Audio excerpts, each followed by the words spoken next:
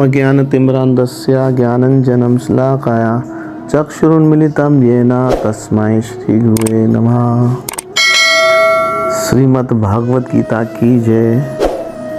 तो हम भगवत गीता की महिमा को आगे बढ़ाते हुए आज फिर भगवत गीता के विषय में ही चर्चा करेंगे। जैसे मैंने कल आपको बताया, भगवत गीता में बहुत सारे विषयों पे चर्चा हुई है। उसमें एक और विषय है जो है ज्ञान। तो ज्ञान का अर्थ ये नहीं होता कि हम 2-4 श्लोक पढ़ लें और कुछ सत्संग कथा कहीं पे कीर्तन कर ले तो हम ज्ञानी बन गए। ज्ञानी का मतलब ये होता है कि अपने आप में विनम्रता लाए। ज्ञान का अर्थ ये नहीं कि मुझे सब कुछ आता है, मैं इस संसार का सबसे बड़ा ज्ञानी हूँ और मैं किसी भी चीज़ में अपने आप को पीछे नहीं रख सकता, मैं हर प्रकार के ज्ञान को इस संसार में देने में समर्थ हूँ।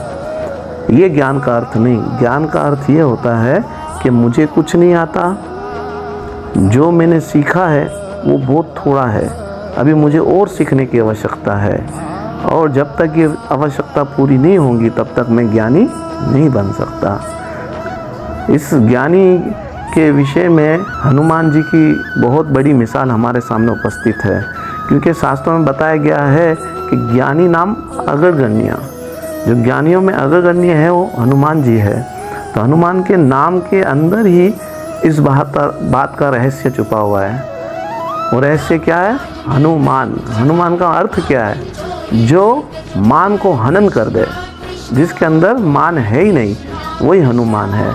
तो हनुमान अपने चरित्र से, अपने नाम से हमको ये सिखा रहे हैं कि भले आप जितने बड़े ज्ञानी बन गए, मगर फिर भी आपको ज्ञान की आवश्यकता है। ज्ञानी का मतलब ये नहीं कि अपने आप में अभिमान और अहंकार कर ले। भगवान अर्जुन से बार बार इसी बात को कह रहे हैं कि इस संसार के अंदर बहुत सारी ऐसी परिस्थितियाँ होती है जिसमें आदमी अपने आप को संभाल नहीं पाता, और वो अपने अभिमान के कारण जो है उस परिस्थितियों में फंसता जाता है।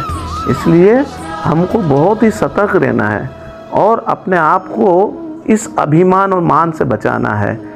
मैं किसी की आलोचना और निंदा नहीं करना चाहता और ना ही किसी के चरणों में अपराध करना चाहता हूँ, मगर एक बात तो यहाँ पे हमने बहुत सरल रूप से देखी है कि बहुत सारे भक्त लोग जो है वो भगवत गीता के श्लोक जो है वो इस प्रकार से बोलते हैं जिस प्रकार से मैं तो बोल भी नहीं सकता, क्योंकि वो अपराध बन जाता है भगवान के प्रति, और भगवान की जो भगवत गीता उसके प्रति बहुत फास्ट बोलते हैं। अगर आपके पास समय नहीं है और उस विषय पे आपको बोलना है तो आप श्लोक नहीं बोलिए, उसका अर्थ बोलिए। मगर आप इतना फास्ट, इतना तेज़ श्लोक बोलते हैं कि एक तो लोगों को समझ में नहीं आता, और आप क्या बोल रहे हो ये आपको खुद को भी समझ में नहीं आ रहा। तो ये भगवान के चरणों में अपराध है। कृपा करके ऐसा नहीं करिए। जिस प्रकार से हम अपने प्रेमी से बात करते हैं तो कितने प्रेम से बात करते हैं ताकि उसको अच्छा लगे। अगर इसी प्रकार से हम भगवत गीता के श्लोक बड़े प्रेम से, सुर से और अच्छी तरीके से एक एक शब्द का उच्चारण बड़े साफ तरीके से हो तो भगवान को बहुत अच्छा लगेगा। हम इतना फास्ट बोलते हैं कि वो श्लोक क्या बोला हमने और क्या बोलना चाह रहे थे और क्या समझाना चाह रहे थे वो हमको समझ ही नहीं आता।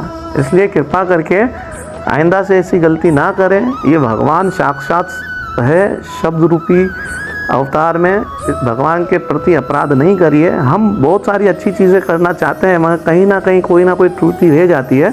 मैं कोई जज नहीं हूँ कि मैं इस बात का फैसला करूँ कि आप गलत कर रहे हो, मगर फिर भी मुझे ऐसा लग रहा है इसलिए मैं कह रहा हूँ। और अगर किसी को मेरी इस बात से थोड़ा दुख या तकलीफ हो रही है उसके लिए क्षमा भी चाहता हूँ। मगर हमें भगवत गीता को बड़े प्रेम और आदर के साथ, सम्मान के साथ पढ़ना है और दूसरों को सिखाना है। हरे कृष्णा, धन्यवाद प्रभु।